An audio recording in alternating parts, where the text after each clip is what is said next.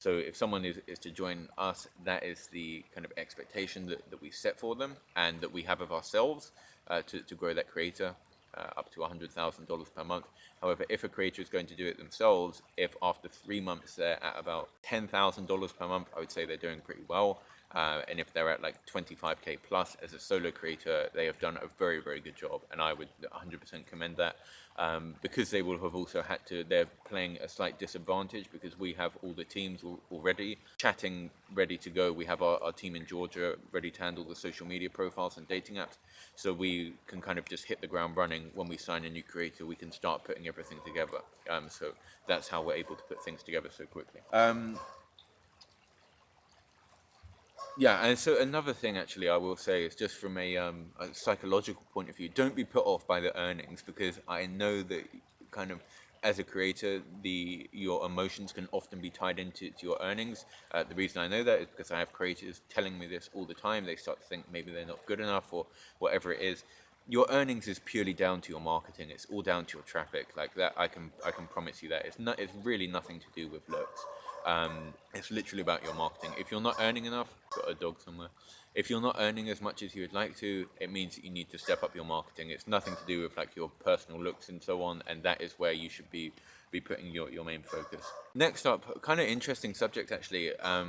Not that I want to tell anyone what to do with their money that they earn, but when you do start putting this together successfully, you will see significant increases in your lifestyle.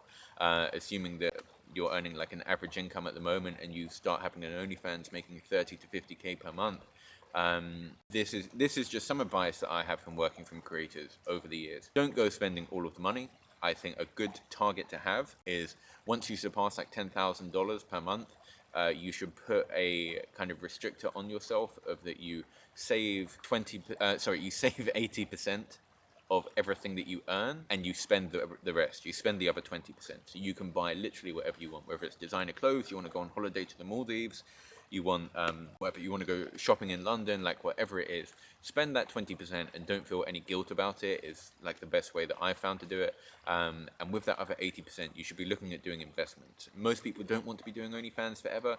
There are a few people in the MILF and GILF niches. They're pretty specialist.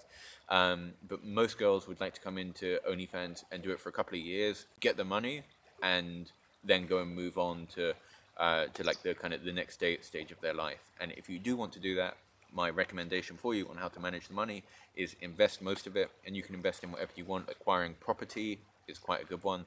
I do think a lot of property has been acquired in Dubai purely through earnings of OnlyFans and escorting as well out there. You can also, I see a lot of models who are acquiring businesses, purchasing, for example, beauty studios, nail salons. That does happen quite a lot in the UK.